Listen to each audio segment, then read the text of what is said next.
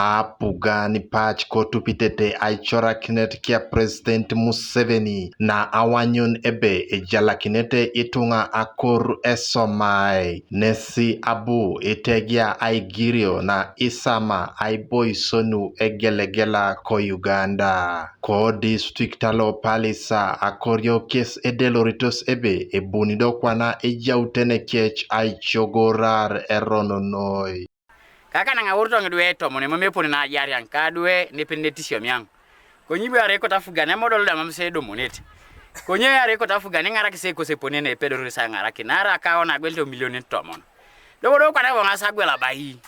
do kwa na repedo ne sa ngara ngodo town anga o town da erenga nyeuna kan mamu so ilo sa nyeun lo sa nyeun ara ine gwela keitu ara Apugan ya unuke so yar kanyu tusojite be nyobe kota Apugan ni jeso nare mame so ni tisio medwe mama dio gangat kapa so ne palisa mame te famsi mame te nyo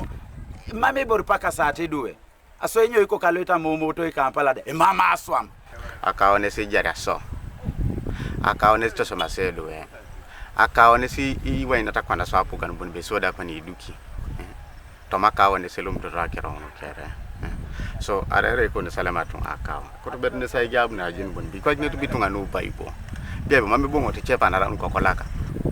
ne de sa jare nge somero emuogo angini bora bwanga ipokito ine poneno abongor pana nga asako ai ngara kine somere powa esomere ngara kito hoda do kwa ne tuboro bongne to nduore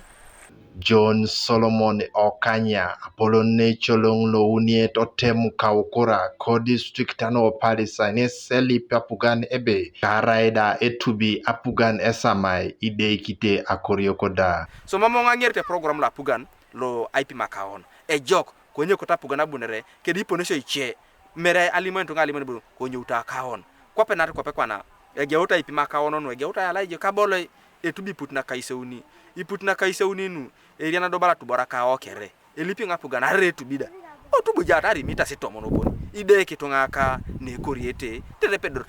aito shomeke chedwe Patrick Duchu Apolone cholong lo ekanyet ko district alo palisa nese chamunit ebe itunga nesmam ekoto onyuto samai konye ekotosi ai shishanikino eiponelo epedorotar ai tosom esamai komam emunarete. In fact, what we must be talking about is the sustainable usage of the wetland.